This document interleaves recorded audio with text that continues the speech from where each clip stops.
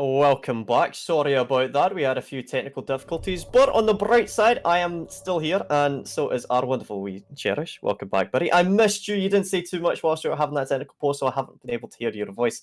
How are you feeling about this? We are currently 3-0 up on our favourite map, Villa, watching over towards Lucendi 3-0. How are you feeling about that, Cherish? I'm. It is feeling a bit rough. I have to say straight up. I mean, you've got now heading to dining kitchen for UX. They are down 3-0, and you have a Aviator Games site where they got very much handled by Lucendi, Mm-hmm. who looked like they didn't miss a beat there, and a trophy statue site that Yeah. initially got absolutely ran through, and then just now, before the break, rather, we saw them get pretty solidly handled as well. So you have two unproven sites and 3 rounds to work with. So it's a big ask for UX here to fix all their problems just to come out of this half with a respectable point total and really look forward to their attacking half, because otherwise I think Lucendi just rolls through the rest of this map. Yeah, I mean, it doesn't look like we've seen too much of a switch up on Lucendi. Definitely feeling confident with how they've been playing so far, and hopefully that this break hasn't really slowed down their momentum. As UX may potentially had time to just kind of take a breather, slow it down, and recognize, hey, we need to zero ourselves here and try and get back into the swing of things. We're 3-0 down, but this is still our chance to shine. Bring it back. You need to feel that confidence, and you need to believe that you can win these kinds of games, because we know we've seen this kind of game happen before where teams are able to pull it back. You know, they're several rounds down, but they can still pull it back, and having a break like this is going to give themselves time to say, you know what, Cherish, we're going to show you. We're going to show you that we're capable of this. We're going to show you we can win this. Except they'd be speaking in Dutch because, you know, they're a Benelux team. But anyway, let's not get too ahead of ourselves here. Round 4, as you mentioned, we've already got swift control of the top floor by Lucendi Gaming. Not wasting a beat, as they're already very sure of how they want to push here. However, is that going to work out? Not quite for Skeptic, as Jaeger's going to be able to dodge away just briefly there. It's just going to be playing patiently here, waiting for that kill to come out. Skeptic, is he going to land the shot, or is it going to be Jaeger? Asher Jaeger, it's like chicken or the egg. It's going to be Skeptic. I guess would the chicken be the Asher or the Jaeger in this situation? Like, what came first, chicken or the egg? I think after season 5 or year 5 now, I think it is the Ash, because she's 3-speed. So I think if you call Ash the chicken, then I'm not sure where we're going with this. I think I'm getting myself confused here. We're gonna see Joker getting all caught up with XD Guru as well. The Pulse and the Sledge exchanging some shots. Is looking through those metal bars. He's trying to find him. So Joker can't seem to land the shots just yet. Panguro's also getting in a gunfight, and he's gonna lose it out to Xanaxu. Smoke falls, and that is a huge find. Is now from another angle. XD Guru still will not go down. This nade is going to land on top of him, and on that low HP, it doesn't matter. At least Rabinshu's able to refrag onto the Hibana, putting himself rather in pantry now. But it is just Rabinshu and Chris on their lonesome here, and they are going to have to find something. At least, ooh, nice shot from the Legion, but TJ, and from behind, Legion shut down. That's the round 4 in a row for Lucendi, and it is looking kind of rough for UX, to say the least. Yeah, I mean, methodical in nature, it's almost akin to Terrorist Hunt on House, where you already know where all of the the terrorists are spawning. Lucendi, they're just so calm and collected with their approach towards this, and it is working out in their favor so far. Fortunately for Coldog, we have had to reset the scoreboard, so we won't be able to see him. Even though it doesn't really show up with him having the team kill, we still remember that, ladies and gentlemen. Don't forget, it's today.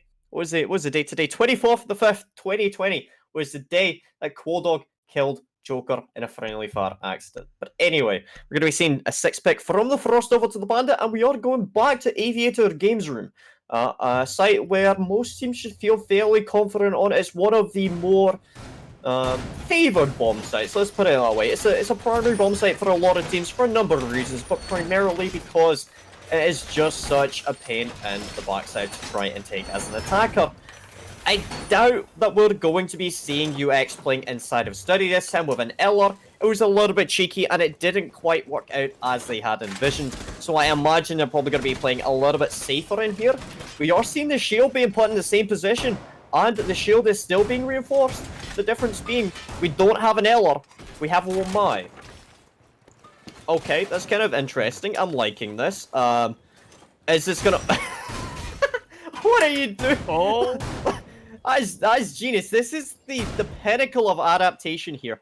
Okay, you play inside a study on the top of the hatch. They bring a Habana and they Habana underneath you. You bring a Bandit for study on the hatch. That's great. That's actually brilliant. I like that. I like that. That's cheeky. That is cheeky by UX. That's good. I like it. I think this might be the first time, at least for me, for sure, that I've ever seen the Bandit on top of the hatch not be a meme, but well, we'll have to think of that later. One Tap is going to find Xenoxu, Joker at least refrags right back as the Goyo shield is going to be sledged open, and no, Skeptic will not win out this time against Pangoro, who runs off, and the side of UX is now pretty solidly ahead here. Pangoro is going to be hunted by Joker as TJ and Qualdog are going to be focused elsewhere on the other side of things.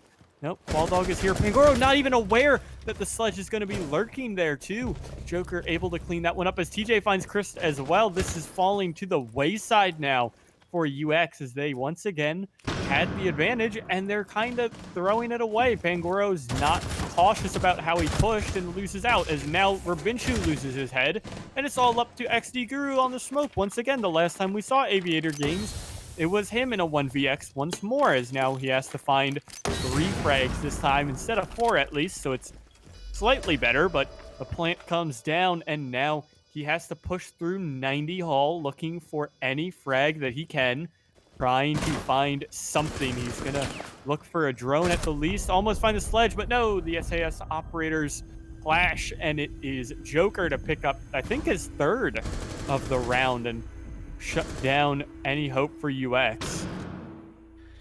Yeah, I mean, it does have to be said that hopping in last minute as a substitute player, it can be extremely difficult, but so far XD Guru has been doing his best, and that is incredibly admirable so far. 2nd time in a row, as you mentioned, that he's been playing Smoke in that exact situation. We've got a word for it, it's Deja Vu, except that's actually 2 words, because Deja and then Vu. But anyway, Deja Vu for XD Guru. And it's just not really... you could change his name. He should change his name from XD Guru to Deja Guru. Deja Ru. Degaru.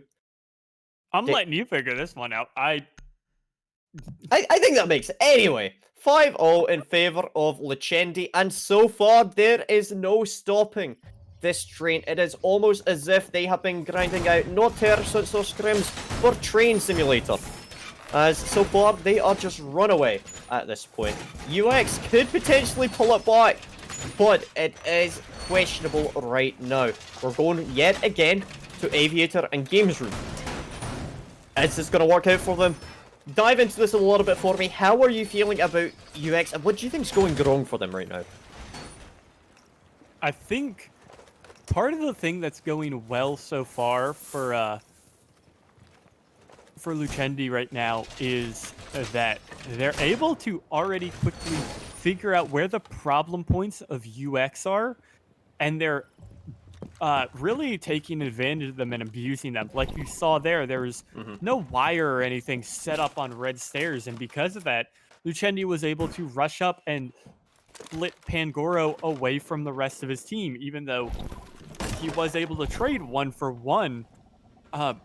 Pangoro did end up falling because he had no support. He couldn't be supported even if he got aggressive like he did, and that's why he fell. It was a good push by Lucendi, and I think at the core of that, I mean, it feels like a cop-out to just say that Lucendi, or rather UX, needs to just go back to the drawing board with some of their stats, but I guess that doesn't really matter. Pangoro and I'm not sure who else it was. It might have been Chris pick up 1 each. Joker, then Skeptic falling. So I guess they're fixing things up on this round. I mean, as you're saying there, Lucendi are being very logical with the attacks, and look at that Clodog yet again! One Tap's able to refrag, but it might be too little too late, because it's 1 play left remaining. It's only going to be up to TJ. If he's able to try and clutch this out, if he's not able to, this will be first round 1 by UX, and in a rather convincing fashion so far. He's gone down trying to figure out where the Jaeger is. But I don't know if that's really going to work out for him just yet. Actually, it's not, because Pangoro's already dead. It's going to be the bandit that's going to be dead as well. It's not really working out too well for my language or for TJ right now. 1 play left remaining for Lucendi. It's questionable whether he's going to be able to do this. How are you feeling about this? I think, I mean, it's really tough here to make the 1 versus 3 happen, but he for sure has the time. The problem is, it doesn't seem like he has the information. He's clearing out library where we can see, at least. He can't see the nice outlines. We can see that there is no one in a library right now. Everyone is still upstairs. XD Guru chilling out on site with Rubinshu, I think. 1 Tap's off doing whatever he's doing wherever he is. Yeah, everyone has rotated to site, and it is going to be the Vigil to clean up the last frag, and UX, at least at the end of things, is able to clean up a round. So they were able to make things work, and I mean, still though, they stopped the train at least, but I don't think, you know, to use your analogy, I don't think Lucendi is going to be derailed just yet. Yeah, I mean, as you're saying there, the performance showed by UX, 1 tip. Not really 1 tap yet, but, you know, kind of 1 tip. Was doing pretty well, and especially on that Vigil, we saw how influential he was picking up these isolated players and being able to try and push that momentum in their favour. We're now going to be swapping over roles, and this could be it. If UX, potentially they are a stronger team on attack, it's doubtful they're Benelux. Benelux teams don't really, you know. Anyway, 6-bit got out from the Vigil to a Goyo. Could be an interesting change of pace. I'm excited to see what UX are going to be doing, especially on attack. We've got a couple of players for this team who do stand out for these, you know, these fragging roles. For example, 1 Tip, as we previously mentioned, he's very capable of taking these 1v1 gunfights. The biggest issue for UX, I feel like, at this point, has been they're trying to take 2v1s and, or correction, 1v2s and 1v3s against Lucendi, and it hasn't worked out in their favour. On the other hand, now that they're swapping over to attack, it should be a lot easier to try and shut down these roamers and try and gain a more even footing. Lucendi have been doing such a superb and exemplary job in taking these fights with multiple players, and I think it's worked out so far for them.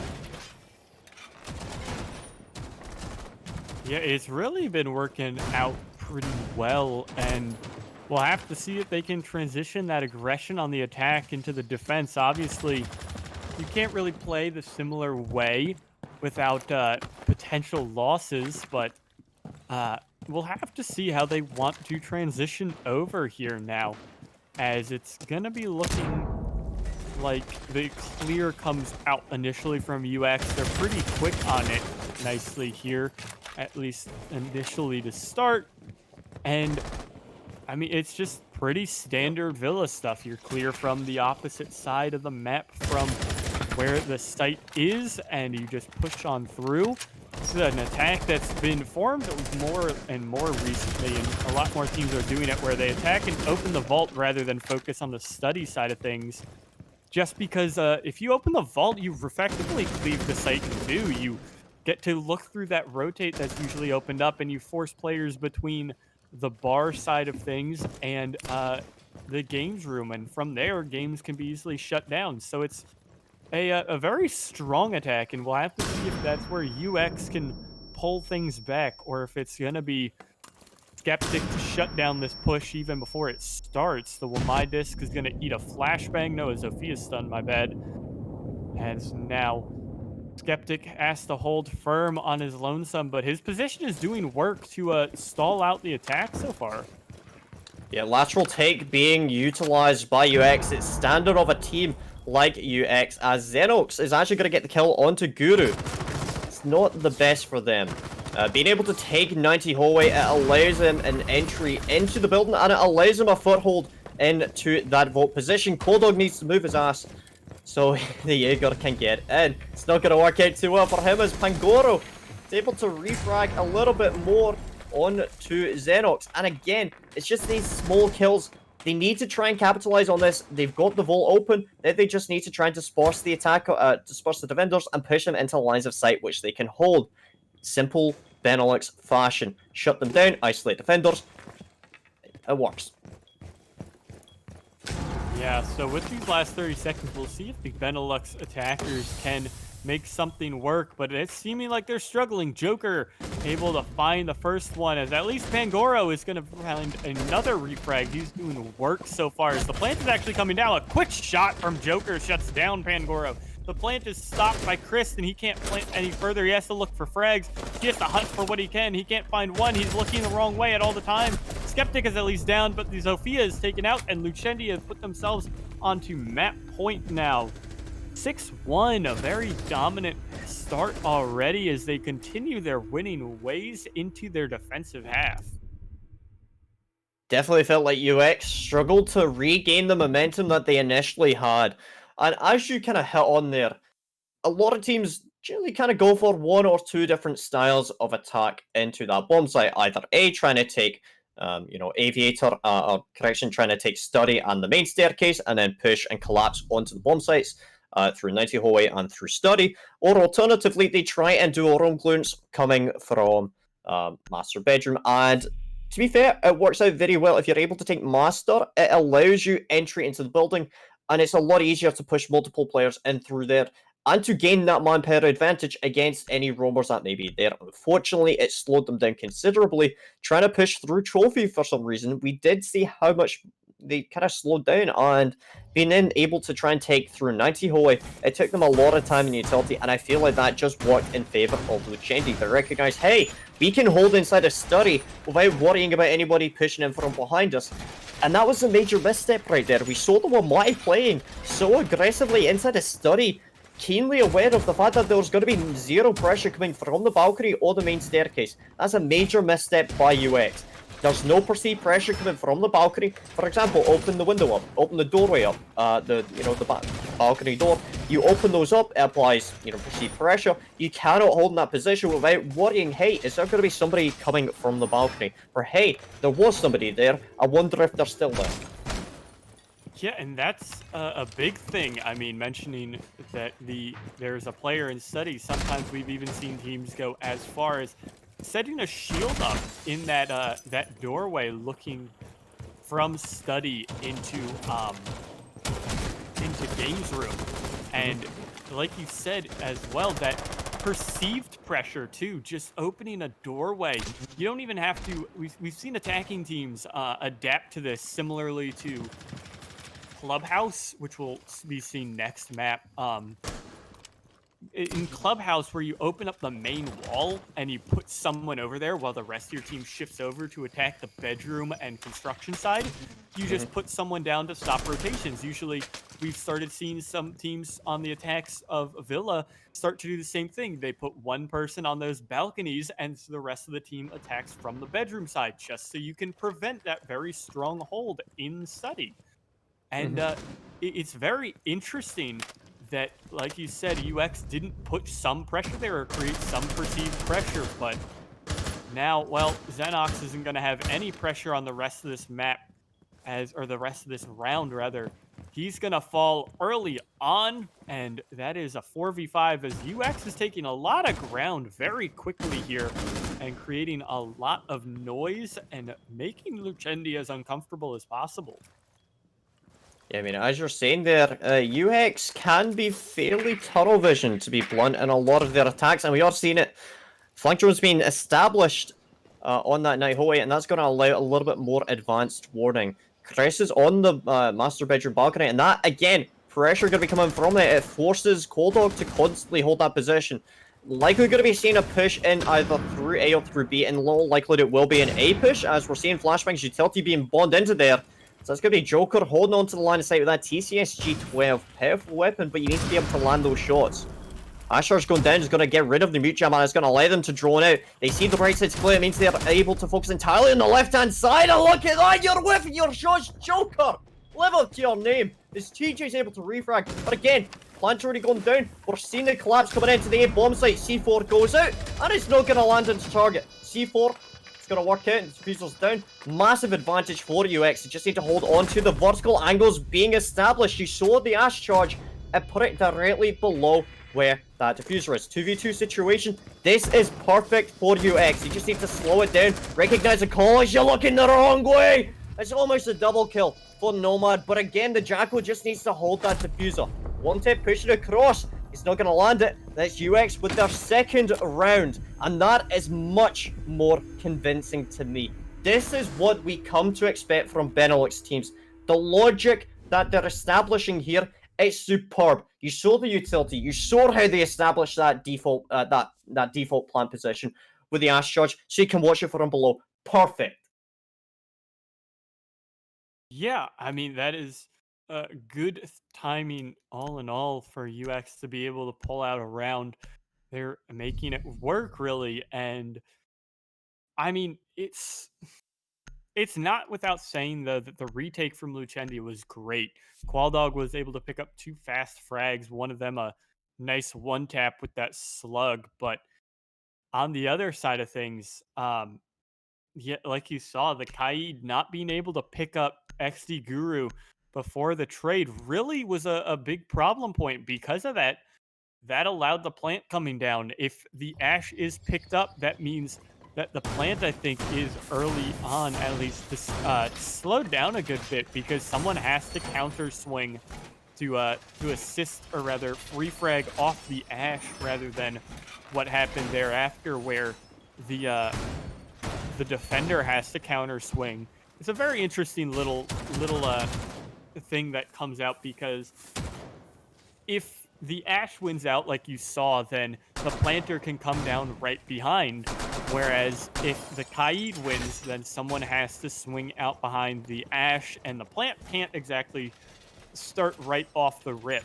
So it's a really interesting dynamic, I think, but it's good for UX that XD Guru was able to win out this kind of sloppy gunfight that came through, just because it's a rifle versus the single firing 11-round magazine from the shotgun. But from here, Skeptic, looking forward to this round, is going to get very aggressive and actually shut down XD Guru early on. He's looking for more too, as he's hunting from behind his desk. The drone is coming through, as Pangoro is also going to fall to the Jaeger.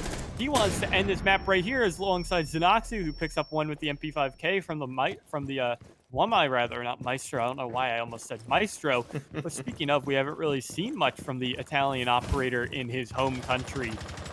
But away from that, Skeptic and Xenoxu are going to take their lead and fall back, and there's a whole 2 minutes that now Chris and One Tap have to play 2 versus 5.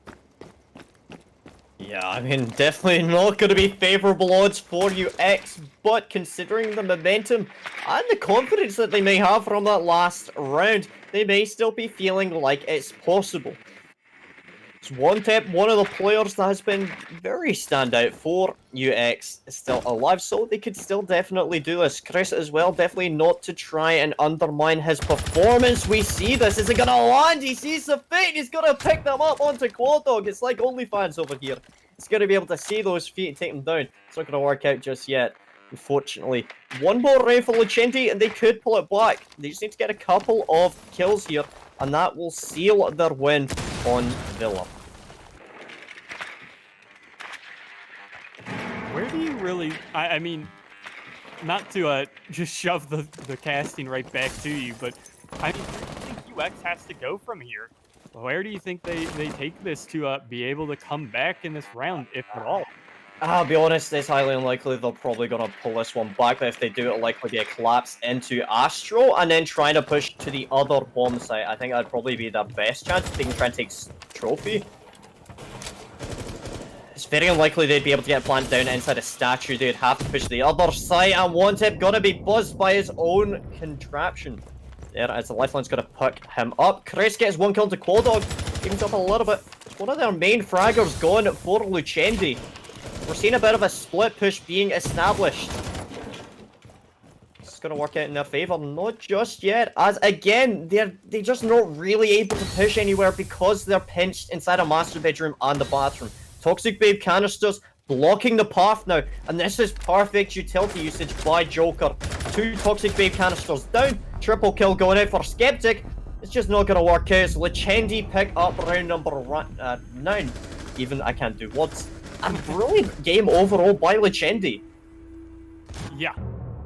Really, really brilliant. It didn't seem like they missed a step, as this is a nice little MVP animation I don't really get to see ever. It's been so long since I've seen the smoke animation, but nice and quick. It's Joker on top, 8-3 after the rehost. And we've got some nice job just in general from Lucendi, able to secure this this win, and they've put themselves now 1 point behind Revenge in second with that one. But yeah, I mean, UX, where do you think they come back just before we head to break? Where do you think they have to work on for Clubhouse here? I'll be honest, I think they're just struggling to deal with the aggression that's been established and the dominance, so to speak, that's been established by Lucendi. You look at a lot of the players on Lucendi and you saw how capable they were taking these 1v1 gunfights, whereas UX Gaming, on the other hand, I feel like they struggle when they're at a man disadvantage. If they're able to go into a gunfight 2v1, they're able to refrag each other. And that's kind of where the pair of UX lies.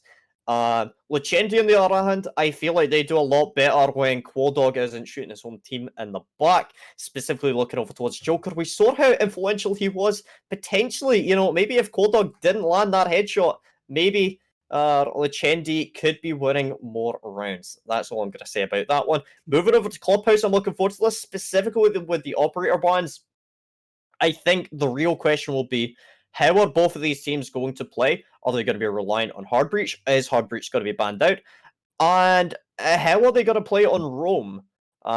We know that there's a lot of ways that you can play Clubhouse, specifically with Roam operators, whether they're going to be playing on-site or off-of-site. Lucendi probably going to be playing extensive Roam in all likelihood on like the top floor and below. I feel like that would make a lot of sense for them. UX, on the other hand, I feel like the few rounds that they did win were because of individual performances by One Tip. I imagine we're going to see him playing Vigil and likely roaming as well. Yeah, but before that, we're going to take a small break, just a few minutes before we get into Clubhouse, give everyone a chance to stretch their legs, and we'll be seeing you for that in just a few minutes. So stick around.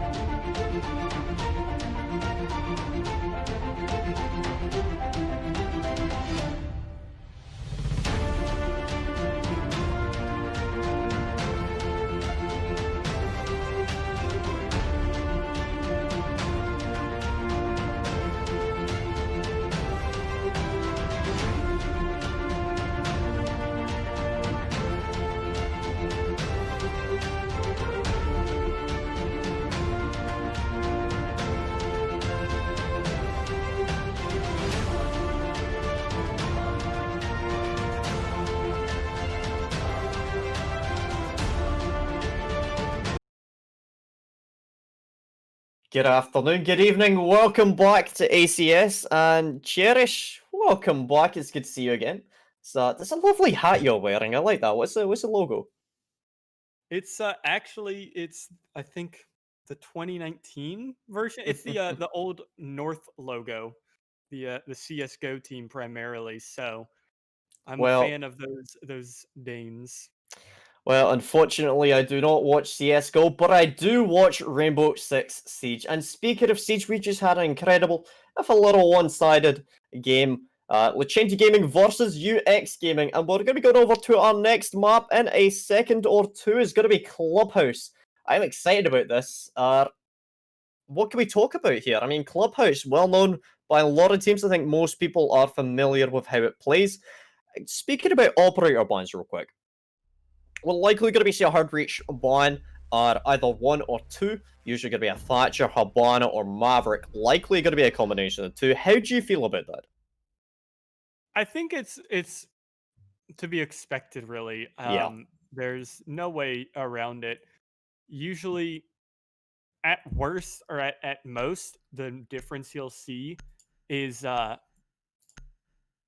I'm trying to think like Capitao Yeah, as I well mean, thrown in the mix, but utility can be very powerful, and exactly as you said there, operators like Capitao, when used in conjunction with Habana, can make it incredibly difficult to try and go for the hard breach. As it looks like the first ban is going to be by Lucendi, it's going to be the Maverick off the board, which, you know, if you're going to be UX, you're going to be expecting that already. The question will be, do you want to double down on this? Do you want to go for that Thatcher ban, which is kind of to be expected, or do you want to go for utility, like Blackbeard? For example, it's another fairly common ban. Capitao, Gridlock, Nomad can also be used. And as you rightfully mentioned, Capitao is off the board, which means Thatcher play is going to make it a lot easier to go for those walls. In addition to that, it's also going to complicate it a bit for Lucendi for bandit tricking, or even Kai tricking to a degree. Next band's likely to be Echo and another intel operator like a Valkyrie or a Pulse. I would imagine it's going to be Mira off first, meaning the onus will be on Lucendi with what they want to ban out. Most of the time, it will probably be the Echo, but alternatively, you also see operators like Valkyrie Pulse banned out as well. Intel is key for a map and for a game like Rainbow Six Siege, and Clubhouse is no exception to that. There are so many places you can put those black eye cameras that are oh so powerful. yeah, good finds all in all through the ban phase.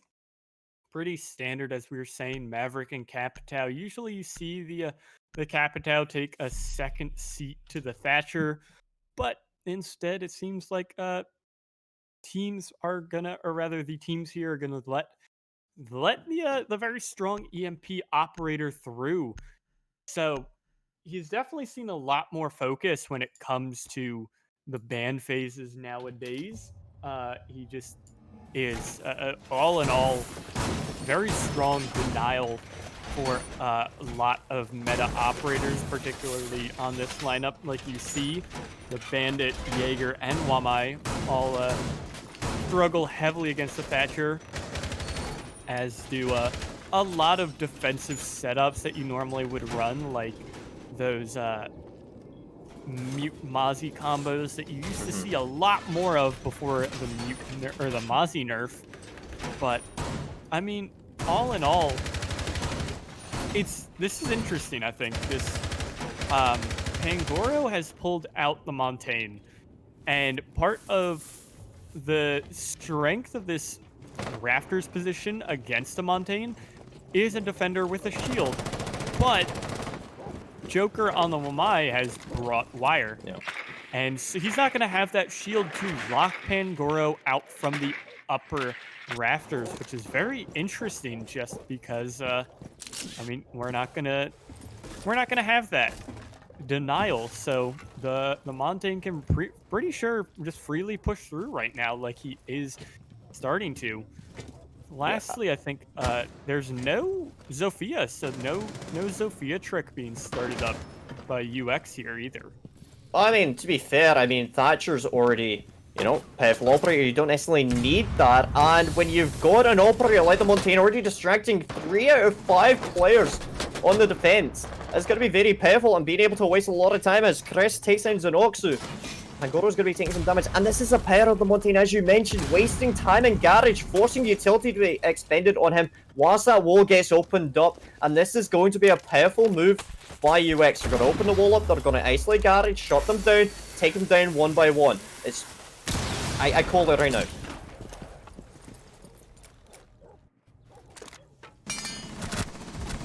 Should be interesting here. What are you doing, Cool Dog? How did he get away with this?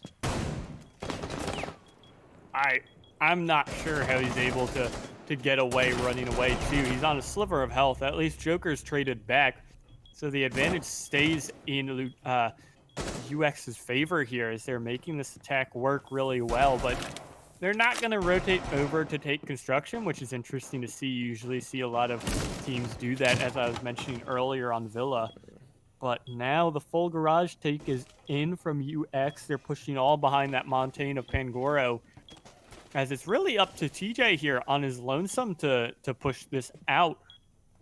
Skeptic's not going to have any utility, and Qualdog is on just a handful's worth of HP. He's below 10 for sure, as he's going to be trying to pressure out where he can, create some noise here from bedroom side. So smoke's going to come out, not really do much. Going to tag up Rubinshu a bit, who goes to open the garage, and the C4 is going to miss out. Badly timed C4 from Qualdog, as now the last smoke canister comes out, goes sailing past the head of Rubinshu. He can start up the plant. There's nothing to deny it. There's one city on the balcony. Going to end Qualdog. That's one tap. Going to end the smoke as well. And quickly the Montaigne finishes it off. 2K from one tap, 2K from Pangoro. And UX definitely looks a lot more comfortable attacking CC on Clubhouse than they ever did attacking or defending really on Villa. Welcome to Clubhouse, where you don't even need to go over to construction when you're attacking CCTV. If you're able to gain that control of Garage whilst opening the main wall up, it allows you to plant rather comfortably behind that kind of server rack. And if you're able to cover that from the C4s and the Toxic Babe canisters, then there's little chance for you to really get denied with the plant. It's kind of a surprise we didn't see Lucendi playing below with C4s, although potentially that's why Chris went down into stock. We saw the lounge clearance coming out, and after that, they had no reason to go down there or go anywhere else other than Garage and through the wall. You do not need to push into, into cash, into red stairs or cash stairs if you have that wall open and you've got players inside of Garage. It's pretty much okay, we're going to just get the plant down, we're just going to bait out the C4. If one of our players dies, we're going to send in another player, and we're just going to hold it from outside and through Garage. You set up that crossfire, you sit there, you wait for the other team to push you. Brilliant performance by Pangoro, playing exactly as you expect from a Montaigne. Wasting time, wasting utility, giving constant streams of information, and you saw that the communication between himself and Chris the Ash being able to pick up a kill downstairs. Brilliant performance. You need that Montaigne to provide the information. As you stated earlier, we've now got the shield being brought and utilized by Joker, which is going to significantly weaken the power of the Montaigne. It means instead of being able to push up and bully anybody up on catwalk as effectively, it's going to stymie that kind of push. Yeah, this is an adaptation I think really that Lucendi needs alongside the Legion. Might be just that slight bit of overkill, but still it is a very strong adaptation, especially with just the shield. If they want to deal with that, they have to use a lot of utility to force out those Wamai discs and get rid of those.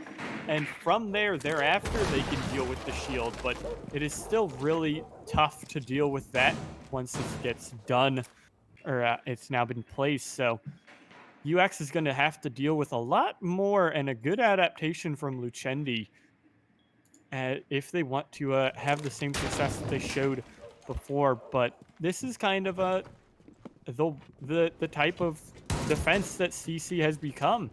It's almost like a 50-50 defense, just because there's so much that you have to focus on and cover, as now Qualdog is going to have to be bandit tricking. He's going to active trick away all the Hibana pellets. What is One Tap doing, as he is making too much noise, not able to get either side of the wall? And Qualdog does a great job to get that open. Someone's not also focusing on the main wall, and this is a huge problem for UX.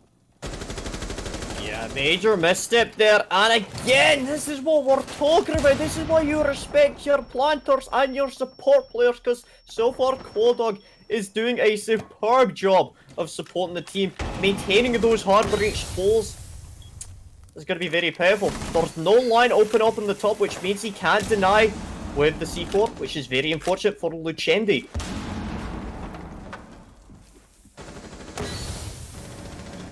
Toxic Babe Canister also going down onto the construction wall. I don't know whether that's going to be able to delay or disrupt the Montaigne from pushing in too significantly. Qualdog for some reason below, and he's just going to get taken down by the Ash. And again, this is what we're talking about. The controlled presence by UX cannot be understated right now. Main wall's also been opened up, and that's a lot of damage dealt into TJ. Skeptic's going to run out, and that's very aggressive, but Habana, major misstep, what are you doing? I don't know what's going on. All of a sudden, Pangoro's been down. It's effectively a 2-on-2 with the Montaigne fallen just up to the double grenade denial. Skeptic and Joker, Chris and Rubinshu on the other side of things as the Montaigne's going to get cleaned up. But the planter, or rather the diffuser, is stuck in sight. There's one below, one at the main wall. How is UX going to pull this off with Skeptic and Joker playing opposite ends of the map, passive positions? Someone's going to have to give. And it looks like Lucendi is going to win this out. Chris is able to pick up one as Rubinshu starts up the plant. Pre-firing, no, it's actually UX to pull this out against all the odds, really. Chris able to find the low health Jaeger, and that's a huge job by him done to clutch out that round that they had really in those last seconds. No real right of winning. I'm incredibly impressed by Chris so far, and again, that's the second round in a row where we saw the impactful kills of the Ash coming to life. And again, look at that spread of kills being brought out by UX. Now, it does need to be said, okay, and this, please forgive me for saying this, a lot of teams and a lot of national leagues do have their preferences. For example, Benelux really do favor Clubhouse, and they really do favor Coastline. There's a reason why the teams play it so much. I don't know why it is. But anyway, yeah, UX doing incredibly well so far, and I like this, and the utilization of shield plays being used by Pangoro is significantly, working out for them. I think it's been very well thought out by them, bringing that out, and it's not a surprise on Clubhouse that we're seeing the Montaigne be brought out. One of the higher pick rates for Montaigne happens to be on Clubhouse. It's a powerful operator, and long lines aside that you're able to hold effectively with that shield, providing information to your team. It's like a it's like a big giant oversized drone puppy with a shield. It's great. Who doesn't love Montaigne? Yeah, really, it plus it causes, I mean, you don't see the same panic, I think, from teams like Lucendi, UX, teams in ACS in general, higher level teams, but, especially in a lower level competitive, it still even causes a bit of a problem, It's just such an obnoxious operator to deal with. And I mean, both of these two teams are fairly well experienced. We know Lucendi, as an organization, have been around within the UK community for a good while, and UX as well known within Benelux community. I previously got to cast them in the qualifier, so both these teams have a lot of experience playing, and it's not a surprise that we're seeing a bit of a back and forth on the maps, because again, each team has their preferences, their strengths, their weaknesses, and so far it looks like Lucendi are struggling on Clubhouse. Drone's taken down, so it's unfortunate for Rubinshu. He's probably not going to be feeling too happy about that one. So Thatchy MP is going to work out very well. Cad Claw going to be coming out as well. Is that going to trick it? Unlikely. Yep, walls opened up. And again, the power of the Thatcher as X-Guru able to take down Qualdog. Yeah, Qualdog has fallen twice in a row now, or first two times in a row. Is interestingly something we didn't touch on at all. The fuse an operator we rarely see, just because, I mean, a lot of people and a lot of teams and a lot of players generally believe that operator's not good. Just flat out, no way around it, I think. operator not good just because his gadget is too random for a lot of people, as well as being a 3-speed is really bad. But speaking of 3 armors, Fangoro's gonna fall while on drone. He's on his cams. He's not even being the mobile drone that Montaigne is. And a good roam by Skeptic, I think, came up all the way upstairs and all the way back from Cash down the main stairs. He's able to find that one and even things out. And that's a huge find, as Xenoxu is at least able to refrag right back as well. Find one more for himself, pick that one up. And now the attack is stalling out a good bit as Joker picks up Rubinshu. It is good finds all around for Lucendi with 45 seconds remaining. Yeah, I mean, not a lot of time left for UX to try and make this work. They still have the Ash, they still have the Fuse. Cluster charge is going out. Are they going to land onto anybody? Might do a lot of bit damage, but no, just no. That's unfortunate. As Xenoxu able to play derail underneath and the pre-fire coming out on towards the main staircase. But again, look at that. Just the rate of fire of that T5 is going to do a little bit of work as Chris takes down TJ. His teammate's down, so it's all going to be up to him with very little health remaining. Pre-fires come out, but it's just not going to work out as Lucendi bring it back on round number 3. Yeah, really good job by Lucendi to stop any momentum that UX has. Is once again, I guess we're seeing half of the EUS server being banned away, but well, we'll see. I think this is a good call from Lucendi. I was gonna think about it, but Gym Bedroom is probably a solid choice, at least before looking back to CC from Lucendi here, just because, I mean, there's interesting holds that you can pull on Gym Bedroom, but also on that, I mean, it is either that or CC, which you've lost twice in a row, and I don't think Lucendi wants to go down 3-1 here. Yeah, I mean, I'm definitely going to be imagining that we'll see a heavy presence inside of Cash and CCTV by the defenders being able to hold on to that. It stops the attackers from gaining a foothold in that position. At the same time as also, yeah, Jacuzzi wall, CCTV wall. That's going to be the primary focus for Lucendi. If they can maintain those walls for as long as possible, it's going to force UX to push through the staircases or even worse, through the windows. The last thing you want to do is try and execute into the bomb site through those windows, because it is just going to spell disaster. Which it's not, it's going to spell window, but anyway. I'm excited about this. Again, with a team like UX, I would imagine they're probably going to prioritize pushing in either through Cash, CCTV, or just straight through Jacuzzi. A lot of the time, you do see presence being established on both ends, and you already see that wall being lit up to deny anyone from trying to reinforce it. It's a little bit of a deterrent there. And wall's going to be opened up by Chris. Yeah, this is interesting, I think, too. Skeptic playing down in blue in Oil Pit now. A very aggressive position here coming out from the Jaeger.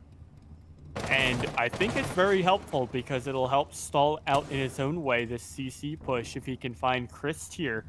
If he pushes up through the rafters, the Ash is slowly baiting things out. And this is also a position that you're not going to check. You can see Chris is not even ready for it. He's just taking out cams. He's looking around as he's going to potentially get a drone looking down now. He has no clue that Skeptic is down here, though. And he's going to slowly push up the rafters. And this is going to be a huge find from Skeptic. Chris falls as now he can run away pretty freely. There's going to be some pressure put back further onto One Tap, who's down to about just below 75. But that is a right find right now for Lucendi to try and get themselves back into this one. Yeah, I mean, definitely an influential player there, and he's not able to land the shot into the side, which would normally take down that bulletproof, which is going to be fairly infuriating for Pangoro. So wall is mute jam, so they can open it with the X-Caros, which means Pangoro's going to have to go below in all likelihood, and then, yeah, straight to stock. He's going to try and open that, or at least off your lifeline, the wall, to force any defenders outside of cash. We see the wall. Oh, you're not paying attention. What are you doing, Pangoro? Yeah, I wasn't even aware Skeptic was chilling out in the lounge. What an odd place for him to be, especially after he rotated out. So very aggressive from the Jaeger, who is seeming to be more in his element now these last 2 rounds and really calming whatever nerves came over him, I guess, those first 2, and really evening things out as now the rest of the defense is stalling out the attack. It's looking like it's going to be slow, and UX is just going to have to rush through somewhere, make something happen, but Xenoxu further is going to find a frag. At least he's shut down by his co-teammate of the Thermite from Urbinshu, but TJ finds a one-tap. A Goya shield goes off as the Goya is going to be pressured, but 10 seconds remain. This is very, very doomed, to say the least, for Urbinshu. He's got 2 guys staring down on from either side, and it's going to be TJ with the long-range M590 to actually find the frag and even things out at 2 rounds apiece. And I think it's safe to say that it was a good call to go gym bedroom there. So I guess you could say you were a little bit of a skeptic about Skeptic's performance until the last 2 rounds, as finally coming back to life with 5 kills so far throughout this matchup. Gonna go back to CCTV and potentially a rejuvenated Lucendi. I'm excited about this one. Yeah, so Yeah, it's I mean, I think, yeah. looking over towards UX and their performance throughout the matchup here, it does feel like they are struggling when they're not able to deal with the aggression coming out by Lucendi. We know that when UX are in control, it's a fairly dominant and one-sided performance by them. We know how capable they are in holding on to a strat, and you see it with how regimented they've been with their executes at times.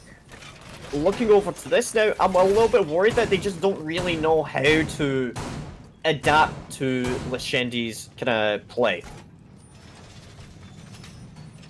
It should be a very interesting. I mean, UX, I think, all in all, I think CC is going to fall again to UX. I think they've got this attack down pat, and they've got it really solid. I just think next round is really the big round, because I can't see UX's defense going.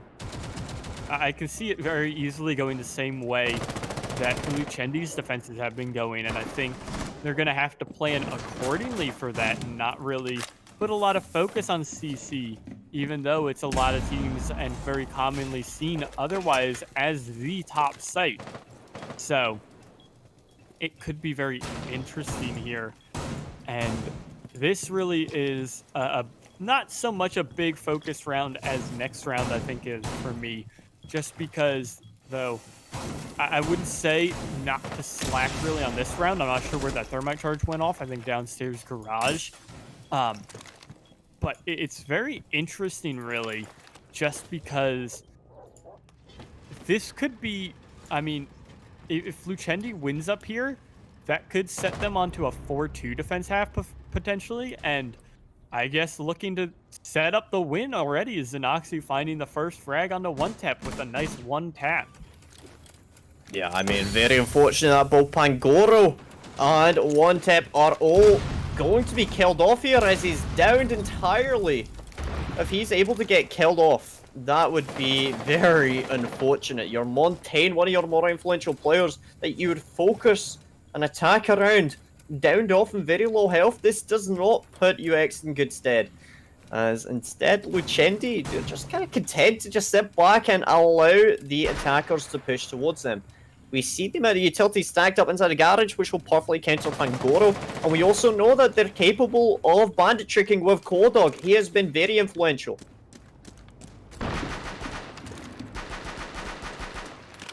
So far, doesn't look like they really know what they want to do as Kodog gets the C4 kill. This is what we're talking about. Kodog supports the team. He carries the team. He is the team. this stage for Lucendi. Spangoro on CCTV window, spot out a couple of players, but again, he's not really able to do too much. C4 goes out, smoke canister goes out. A lot of utility going just to deny Pangoro from really doing anything useful. And wow, if I was Pangoro, I'd be pretty frustrated by this game. He's got to deal with C4s, he's got to deal with players, toxic babe canisters. It's just a horrible life for a Montaigne. Yeah, and it seems like he can't really deal with bullets. It's a wow! A nice shot from Qualdog shuts down Chris, and it's just up once again to Urbinshu against the world. It's a 3-on-1 at least. He's evened things slightly in his favor more, but 15 seconds to go. He has to deal with 3 guns trained on him, and he's not even going to make his push into the site here. He's going to try his best to flash out Xenoxy, but prone on the ground. Lucendi is going to win off a nice 3K from Qualdog. Like you said, team on his back, ready to go. And it's actually Joker from top rafters. I thought he was the prone one, but still, this is a good kill spread from Lucendi, all within 2 frags of each other. And on the other side of things, since those initial 2 rounds on CC, the rest of UX has slowed down behind Chris. Yeah, I mean, definitely lost a lot of the momentum that they initially had during this game. And it's kind of heartbreaking to see that, if I'm honest. I was really hoping that we'd see a bit more of a performance coming out by UX, but unfortunately just not yet.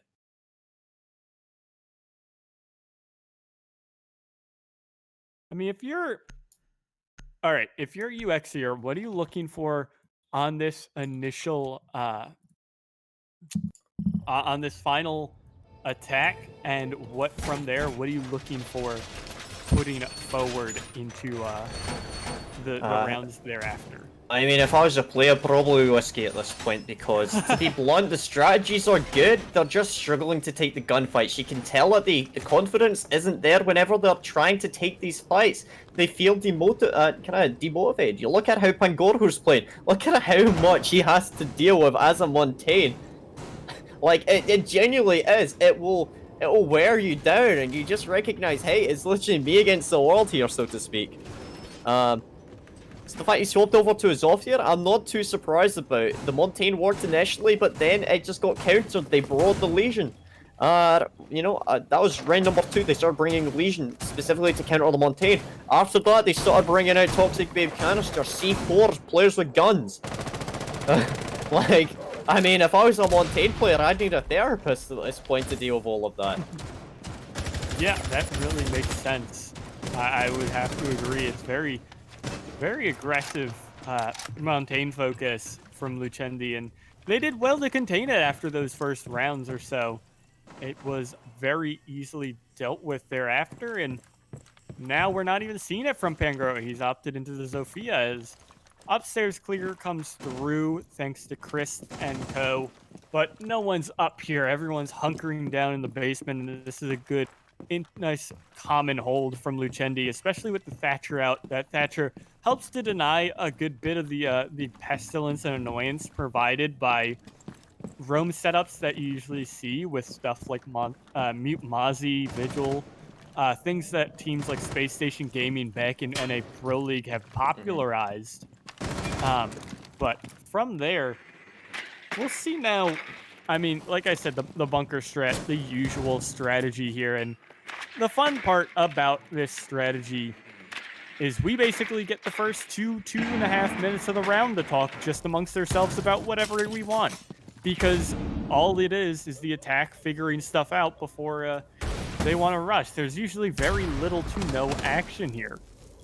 Yeah, I mean, as you're saying that, a lot of time you do see the Mute Mozzie used in conjunction with each other to deny and disrupt the drone work. Especially if you bring out the castle, waste utility on the top floor, and then use, Mozzie Pests and the Mute Jammers to disrupt any drone work. It really forces the attackers to go in blind, and that's very intimidating. There's, so far, a lot of action upstairs. It looks like they're trying to go for potentially a blue/church push. In all likelihood, they'll probably try and open up church wall with that thermite. I don't really know because the game keeps struggling a little bit, so I'm kind of going in blind here, so to speak. Yeah, all is good. I'll pick up for you, no worries, buddy. Chris is going to be pushing forward, trying to find one, and he is alongside Pangoro falling, or rather taking out Xenoxu, not falling himself. But now TJ gets picked up as well. Joker's able to at least find 1 and 2 as he picks up with that pistol, interestingly enough. And Qualdog as well chimes in with his own TCSG, able to secure a frag for himself. It's now down to a 2-on-2 here. Ravinchu and XD Guru on half health against the low HP Joker and Qualdog on full. Someone's going to rotate out. That is XD Guru looking pretty low as Ravinchu's going to take just a couple tags, and Qualdog for 2 able to pick up XD Guru. It's just up to the Thermite sitting behind this bar, and it's looking rough. He's able to pick up Qualdog, at least in a nice pistol shot from Ravinchu, secures the round, at least for UX. 3-3 goes the half off a good clutch up, nearly throwing away the round as I cannot speak. Wow. What a round by Ravinchu! Wow! I'm just so proud of him. Like, the Thermite, of all players, of course, it's the Thermite pulling it back time after time. Alright, forget about your entry frags with Ash, Zofia. Forget that.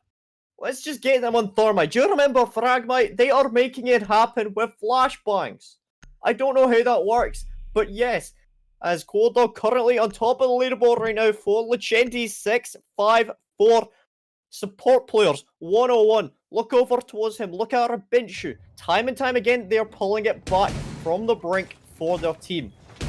Overall, a great performance by both players and both teams even, as UX are able to pull that back. And again, as we were mentioning, with that bottom floor hold, a lot of the time you're seeing most of the roamers, or most of the vendors even, situated downstairs, which can make it incredibly difficult to gain a foothold into the bomb site. But regardless of that, the utility and teamwork that was expended by UX enabled that plant to go down in a perfect position to then cover the post plant. A brilliant performance overall by UX, and unfortunately, Lucendi were just not able to really influence the round past that. Close retake almost happened, but you know, close but no cigar. It's kind of like burning your toast. You know, like there's like a bit of like. It's like a part of the bit where you burn the toast, right? But it's like, it's not too burnt, it's like still edible, right? And then it's just like a nuked. It's like completely gone. You know what I mean? I think I know what Have you ever had beans on toast? No, I'm American. I'm not psychotic and mixing foods that don't need to be mixed. What you mean? No, it's amazing. Okay, we're going to talk about this later on. Pangoro with a kill onto Joker. And that is quite a powerful pick. One of the top fraggers for Lucendi. Add your primary set of frags off the board. Means you're probably going to be safe for the bandit tricking, provided that Zofia doesn't go underneath, as Pangoro is still going to be covering that to stop that from happening. Dromore coming out to give away his position, but he does not care at all. Yeah, after saying that, I might have to throw out a disclaimer to please not hunt me down for any comments I make about that. Anyone can enjoy whatever food they enjoy. I just happen to think beans on toast is wild. But away from that, I mean, we're looking at, once again, a slow-ish round. The wall has been opened at the least, thanks to the help of Skeptic on the Zofia with those double concussions forcing Ravinchu off the wall. As someone is looking for a run out, and that someone is Pangoro. I almost call him Skeptic because that's just who was playing the Jaeger last round. But this time around, Pangoro finds the double kill. And looking to help him out is Chris from the Raptors, not able to find anything yet, though. But the 3-on-5 is huge from UX, as their CC defense is looking a lot more stout than Lucendi's here right already. Pangoro is looking for more. He's going to be walking out the breach, not find anything at least, as he's just roaming around, playing aggressive, finding whatever he wants to find. And oh, this could be huge. He might find the head now of Xenoxu. 5-4 actually, looking for the ace now. He's picked up both breachers. It's just up to TJ on his lonesome, who is chilling outside the breach. It's definitely been called out that he's in the site now, and the ace! Pangoro! No, yes, the ace! It didn't say Pangoro! round. He manages it! 5 kills! Oh, I love you!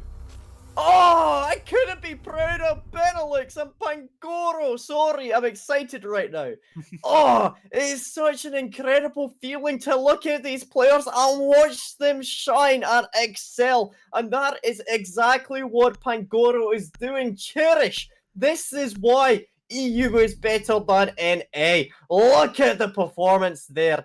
The razzmatazz, the dazzle by Pangoro. He does not care at all, and he is just shining. And wow, he's also playing Goyo, which is a great operator. I like Goyo. I'm excited right now. Top 3 invitational. What? Top 3 invitational. Sorry, I'm sorry, producer. I'm sorry to our producer. I can't hear my co-caster anymore. It's very unfortunate. But on the bright side, yep, you know, EU is on top. We are currently casting an EU tournament with EU teams, EU players, EU casters, EU observers. You know, yeah. But anyway, Where's NA? You're right. Yeah, I here. Can't hear alright. my co-caster, unfortunately. But regardless, I guess we will just have to move on without him. It's not too much of a shame. You know, I don't mind. I'll just cast here. I wish Dino was here. My wonderful duo, Dino. Interestingly, I think we'll go away from, I guess, shaming me for being from America, but we're seeing a cap can come out from Chris, which is not, again, it's not an operator we usually see, just because he's very easily dealt with, I think, in competitive. He's just very easily called out. It's the same idea as why we don't really see a lot of Caveira play. Just because a lot of teams will know immediately where his traps are and call them out. And your Fragmite comes out, and it's XD Guru the smoke to fall first, which is a huge find from Qualdog. Brilliant looks shot. On the bloody scene. He's like, yeah, I don't think I want to hold this too high. Very unfortunate to lose the smoke like that, but what a crack shot that must have been by Qualdog to line it up perfectly. As you said, you know, the cap cans on, you know, used quite often, but Skeptic also takes out one tap, and again, this is not looking too good for UX. They lost some of the more influential players, but Pangoro still alive. Just putting that out there. So he could actually impact that kitchen hatch if he so chooses. I imagine that's probably why he's, yep, you see the holes up above ready in case they need to try and impact trick. So far nothing really happening just yet on the kitchen front, as it looks like so far a lot of utility being expended on the blue. I'm more curious about motor hatch, whether or not we're going to be seeing a push coming through there. We've got one player inside the door. I believe it's going to be Qualdog there, which would imply that we're not going to be seeing kitchen hatch opened up just. Oh, this is getting very uncomfortable for the remaining defenders thanks to Joker. The impact is gonna deny the hatch at least, but at the cost of his life. Rabunchu's also gonna fall. Qualdog finds two, and oh, it's just Chris on the cap can all alone. And the return, no reverse flawless round from the other side, but Qualdog picks up 3. Your support players are doing work, and he is really on one today. Qualdog able to secure the round off a 3K for himself, and he's put himself even with Pangoro now on 9 frags. It is unfortunate that Cap can't in that situation. But on the bright side, Qualdog 9 kills, as you mentioned, top of the leaderboard. You know, support players, put them out there, and we are now equalized at 4-4 for both teams. Get it? 4-4 for both teams. Somebody call Shaiko. Yeah, I'll stop. But alas, we're going to be seeing the 6-pick from the dock over to a kite by Rubinshu. And again, Church Arsenal is, you know, should be considered to be a fairly strong site for both teams here, as both teams will be experienced in both taking and attacking it.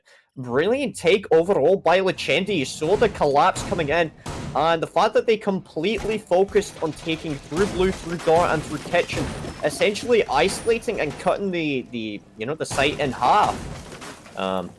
Even if they weren't able to secure the kills, they would have gotten the plant down within B and covered it both from above, but also through blue. And it's again great take, and it shows the experience that Lucendi have. They recognize, hey, okay, this is where UX are weak. Here's what we're gonna do. We're gonna go in there and we're gonna shoot them until they're dead, and then we're gonna move on from there. Yeah. So, I really think this is, all in all, though, away from that, I think this map is just, in general, aside from the score, it's just looking a lot better for UX. They look so much more comfortable here than they did at any point on Villa. They are just generally looking more comfortable. They're feeling a lot better. They're playing a bit more aggressively off one another, too. And I mean, it's obviously shown in the score. They're not getting absolutely blown away. They're going round for round here with Lucendi. And it's a nice job so far from them. This is an insane angle from Qualdog with a 1x to boot. So he's really trying to find XD Guru, who's playing extremely passive at this point in response. I just kind of get the impression that Qualdog's one of those CS players that would like literally be putting their nose to their monitor. Yeah. You know what I mean? Like they've literally got their monitor keyboard super close up. Yeah. Yeah, they've literally got like the keyboard mounted on the on the monitor, just so they can get close to it. That's what I imagine of Qualdog. But anyway, fire a couple of shots off, not landing just yet. He's trying his best, his Kanye best. But unfortunately, it's more like can't ye best with that one. That was a bad pun. Come bad on. Pun. That was pretty good.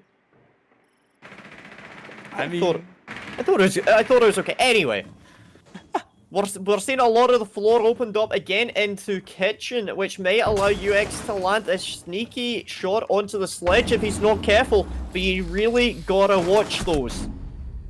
Oh, you really gotta win those for Vinox getting the kill onto Chris. Again, I mean, the impact trick comes out, but at what cost? You lost Chris, who I think loses out on at least one, if not maybe two more goo mines over the course of these last minute of the round, and that's really rough going here for the defense because you're also down the body on a defensive hold where you really need those bodies in that last rush attempt as Lucendi is prepping themselves up for it. And still on that, they're losing bodies. Zenoxu able to pick up his second onto Rabinchu this time. No response as Lucendi's trying to sneak the lead back for themselves. It's going to be a drop. Potentially XD Guru is being tagged up. At least Zenoxu's rampage has been shut down for the time being. He's been downed as Joker is being gassed out, but there's pressure here onto Pangoro, who's going to actually push forward, find TJ, but he's caught from behind now by Skeptic. Skeptic's going to fell him as downed goes XD Guru. It's up to one tap on the Ella, not long range on that SMG. The Scorpion Evo able to pick up one, but not the other. Her sister Zofia of Skeptic able to take down the Ella. And that is the lead going back the way of Lucendi as we head probably, hopefully, up to CC and see if UX can really salvage this round back, or salvage this map back. CCI plant, says Qualdog. And I'm really gonna stop with these puns. Yeah, unfortunate for UX, it does feel like they're struggling to really go into the refragging, which, you know, as a lot of people are aware, you know, if it's like, you know, 5v5 goes down to a 5v4, you know, as a defender, the best thing that you could be doing would be, and as an attacker even, the best thing you could do would be to try and even that up and equalize as quickly as possible to secure that refrag, so you're at that man disadvantage for you know, kind of least time possible. Unfortunately for UX, they're just not really playing aggressively to maintain that man count. So far, a lot of these kills that Lucendi get are relatively uncontested. They'll get one kill, they'll leave it 5 or 10 seconds, and then another kill will come out. On the other hand, with Lucendi, the way it works for them is that as soon as one of their player dies, you can tell that Lucendi are trying to fight back and get that refrag as quickly as possible. And partly that is due to the fact that Lucendi are peeking multiple angles, very close proximity. If one of them dies, there's another player there to try and capitalize on their demise, which is kind of macabre in a way, in that Lucendi are basically setting up the players that, hey, if you die, it's okay, I'm right behind you, I got your back, right, you know. And I think that's kind of admirable in a way that a lot of teams do play rather selfishly, in terms of, they don't want their players to die, but on the other hand, with Lucendi, I get the impression that they don't really care that much if they die, they care more about if they win. Oh, one tap not landing the headshot there, but unfortunate. Yeah, without a doubt, it's a very nice style of play that you see, especially from lower teams. I know, the teams that have been invited to ACS for this first season are a bit different than your usual, you know, T3 teams that you would call them. But away from that for a second, Joker has been felled as now pushing forward aggressively. Pangoro is going to find one for himself as well, and this round is going sideways already for UX, or rather for Lucendi, as UX is playing aggressively out of their minds, really, and making this round work. Pangoro's looking to play aggressive. The Claymore, rather, not a C4, is shot out. But he's not going to push off that, as now it is one tap to get into a gunfight. But instead, Pangoro with a nice shot, able to confirm one. At least it's traded right back. But TJ and Qualdog find one themselves apiece. One tap falls, as TJ was the one who picked up Pangoro. But speaking on that, Qualdog is at less than half. And, oh, wow, a great shot from Qualdog. Like you said, probably a crack shot there as he takes down the Wamai. No more. He had one disc left to charge, but he's not going to get that, as it's just Rubinshu and XD Guru. I think the wall's going to get open. No bandit trick coming out, and that's a huge find here for Lucendi to really even out the round. Yeah, I mean, we're seeing TJ now pushing in and applying pressure through Garage. Qualdog likely going to be holding onto the balcony for as long as possible, droning it out, which will allow TJ to push up and go for the coverage of the Garage window. If they're able to push up onto that wall, Qualdog will push on in, and it will be covered from inside of Garage, and then he will likely try and run back out of the breach. That's the best position to be in for the Thermite, will be to try and get the plant in and get out and go for the wall. And try and cover it from on the balcony. We're in the real rush now. Qualdog's still hunting for some frags, really. He's trying to bump up his stats a good bit. And ready for the coverage here, actually, is Rubinshu looking for the default plant. But that means XD Guru is going to get pushed. He's going to push out with the shotgun instead, though. Looking for the planter. Qualdog and him are playing ring around the Rosie. A nice shot from Qualdog, looking for 4. He has to jump down onto the bandit who's running away. And no, Qualdog cannot find his 4th. UX is going to win it, as he could not win ring around the Rosie there, around the CC machine. Oh, it feels really bad. Very unfortunate situation for Lucendi. TJ playing so aggressively, pushing up against the shotgun, forcing his teammate into a no-win situation there. To be brutally honest, TJ pushing as aggressively as he did there, that forced Qualdog into, there's no way I'm going to be able to plant here, because either A, I'm going to get C4 from below, or B, the person with the shotgun is going to come and kill me whilst I'm planting. He doesn't have enough time, and the distance is too close. He cannot plant in any way on either bomb site there. There's no way he can get that plant down in enough time before someone kills him. He has to go for the kill, and unfortunately, it just doesn't work out for him. UX, nice placement there, both by the player with the angry shotgun. I believe that would have been the smoke, I believe. Would that have been Guru? Yeah. Very aggressive play by him, and it worked out. And I also like the fact that as soon as Rubinshu recognized, alright, they're about to go for the plant, he dropped on down and went for the C4 underneath on the default plant spot, but he didn't throw it straight away. He didn't just assume they're in default plant spot. He was waiting for the information. Are they going for the plant spot, or are they going for the shield? Right? A lot of time you will either A, plant on, on the default plant spot where the bomb is, or secondly, on the deployable shield by Cash doorway, and he was waiting for that call out before he threw that. So yes, nice little redundancy being played out there by the guy with the C4. Brilliant work overall by UX.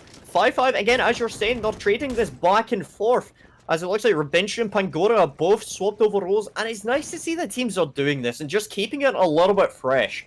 Being able to swap over, it means that if you're getting a little bit tilted by playing Jaeger, you swap it over, you're playing a different operator with a different role, and it sort of resets you even briefly. Lucendi, on the other hand, they're going for same operators, and it looks like they're fairly confident with the way that they're playing. We're seeing a lot of presence already being established on that Jacuzzi wall. They want to open that up as quickly as possible. Burning out any ADS there with the flashbangs, but also with those Thatcher EMP grenades. TJ throwing it in a good position to get both the bathroom, the gym, and also Jacuzzi wall. Should be able to open this wall up relatively freely as frag grenades goes down. It's going to force anyone on the wall to go away from it. Yeah, Pangora is finally forced away as he's down now to just about 2/3 HP, just on 60 health. And even without the gym side of things being opened up to fully deny that bandit trick, it's been opened up, which is a really nice job here from Lucendi, who's rushing forward, not able to find one, but quickly refragged. The Skeptic able to find Pangoro as he's pushing forward. The smoke grenade comes flying past his head, but no, quickly peeking XD Guru, the smoke himself able to pick up one. Chris is holding firm. His one tech has been confirmed, and it's a flurry of kills. We're down to 2-2 now. Chris playing hell in a cell, really, here in gym, actually. He's only got the hash to rotate out from, and he's got 2 castle walls on each side. Rubinshu's sitting in construction. The grenade duo really here from him and the Wamai against the SAS of TJ and Joker. Those L85s are going to do work if they can hit those defending operators, but now they're hunting alone for Rubinshu. They are putting both their focus on this Jaeger running around in construction, but they're not going to collapse on him just yet. Pre-firing away. Chris and Rubinshu have not given away their positions yet. And no, it is Chris to find the first position away. And it's a quick refrag, at least, from Joker, untagged himself. So it's the one-on-one. He's not even going to push this with the SMG. Just kidding. Now he pulls it out. And he is getting very aggressive on this. Even though he has a good bit of time, he's got both drones in his pocket. And he's not going to look for it. He's looking for Chris. He sees the toes. And a nice pre-fire through the wall. Joker wins out the clutch. And this is 6-5 map point and full double 2-0 match point for Lucendi off a nice play by Joker in the 2-on-2. That round was just full of action. Yeah, going back and forth like a Netflix show. You just never know how it's going to go. As a 6-5 match point now for Lucendi. They are in the driver's seat, not only in this matchup, but also in the series, as they've already won the first match. Are they going to be able to win the second map? Well, that's all up to UX, as they need to decide how they want to play this. And once again, we are going to be seeing a resurgence of that clash, as well as Rubinshu also going to be playing on the pulse. So, you know, kind of keep your eyes out, ladies and gentlemen, over towards the pulse spot. If you can find it, it will be down over by the lockers inside of the room down on the bottom floor by the thingamajiggy. You know the one I'm talking about. It's called pulse spot. Everyone knows it. You know what I'm on about? Yeah. You know the thing by the area, by the thingamajiggy. Yeah, the thing by the area. Yeah. Exactly. Yeah. So yeah, gonna be quite powerful if Rubinshu is able to utilize that. They only have one set of C4, so that could be a slight issue for them if they whiff their first C4, but on the bright side, they do have one tip playing on the clash. You're going to be interested to see whether they're going to be playing that, whether it's going to be focused primarily on holding blue, or whether it'll be towards the main staircase. I feel like playing on the main stairs, or playing beside the main stairs and the hallway, is very risky, because that entire hallway will likely get opened up by Joker. As so far, brilliant performances by both teams, and you can tell how confident UX are, but look at that. One tip, as we mentioned, we're going to be playing over by blue. That's a powerful position to just try and slow it down and waste it out. I didn't see this clash buff come out. The shield in gun little buff. She learned a couple of life tips from Blackbeard. Introducing the new 800 HP rifle, shield, and SPSMG form. I don't really know how that works out, but here we are. You know, people recognize, hey, you know what? The only person that even plays Clash anymore is Bikini. Let's try and buff that just a wee bit. Try and get Pengu playing Clash. Can you imagine Pengu playing Clash or Doki playing Clash? That's the thing. Okay, if there's a Clash player on G2, who's playing Clash? Oh, Like probably. current G2. It has to be Uh, Pengu, right? I would actually say no. I would actually say it's likely to be Citizen. I've seen him play Clash before a couple of times. He's decent at it. Um, I don't know. That's a good question though. Like experience-wise, I think it probably would have to be Pengu, who generally plays, you know, like support operators. Look at IQ for a perfect example of how he plays with that. But experience, whoa, Skeptic, you dirty boy, taking down Pangoro. And again, good position being for Lucendi as Chris able to refrag a little bit, takes down Joker. But could this work out? Yes, it can. Oh god, it's like Bob the Builder. Can they do it? Yes, they can. 2v1, all up to Chris to try and make some magic happen. Let's get some Pfannkuchen in chat for the Dutch boy. As Cold Dog already getting the plant down. So Lucendi got to pull it back at round 12-1. What a performance overall. Yeah, great job from them as they are able to secure a back and forth map. Really just swinging back and forth. And wow, Qualdog among three members of his team to hit double digits just before he left. You saw 14 and 6. Nice job from him alongside Joker with 10, Skeptic with 11, but not to be left out. Pangoro and Chris on 13 and 12 each. But sadly, they were not able to really bring it out for UX. And that's going to keep them in 8th and actually bump Lucendi up to 2nd, holding that alone over top of Revenge. So great job from Lucendi and an admirable attempt at really. David versus Goliath is, I think, a little much, but the same idea stands here as it was that, you know, a bottom of the standings team against someone vying for one of those top spots. So Yeah, I mean, it's a famous man once said, you really got to win those, and unfortunately, what's going to come out on top? Beans on toast or Pfannkuchen is definitely going to be some of that Heinz baked beans. Just kind of product placement there. You know, if you want to sponsor us, let us know. Slide in our DMs. We're always up for that. But again, brilliant performance overall by both teams, and it really goes to show the caliber of all of the players and the performances shown throughout this. The back and forth in that match, the constant barrage of the teams playing and vying for that top spot in this matchup. Brilliant. You cannot ask for more between both these teams. Very unfortunate, and to be fair, it does need to be said, well played to their sub, Guru, who's doing an incredible job in this matchup. So fair play and props to him. I know I definitely couldn't step up in a situation like that. We saw how influential he could have been on the spoke. I think really well played by UX. They should definitely be proud of their performance. Lucendi showing the dominance and really showing that there's a lot of competition towards the top kind of echelons of this league so far. Second place for them, I definitely would consider that to be a good day overall. And yeah, brilliant performance overall. I thoroughly enjoyed today. Cherish, thank you for being here. It has been an absolute pleasure to cast with you today. Thank you very much. I've had a brilliant time. Do you have any more final words that you would like to say either to myself, you know, like, you know, I love you, or, you know, a really good casting review, or also to the wonderful people that are producing, observing, managing, and are overall watching the stream? yeah, other than same goes to you. I appreciate all your kind words. Great job. It was a pleasure casting for the first time with you. Hopefully, many more casts with you in the future as well. Thanks for Scorpio for jumping in on the controller, observing as alongside Trix running everything behind the scenes. He doesn't get enough credit for doing so much work and making Yeah. all our streams look nice and beautiful and professional. So, aside from that, though, thank you to everyone for watching, and we will be coming back on Friday with 2 matches in some of our last weeks. So, thank you all for that, and have a good night.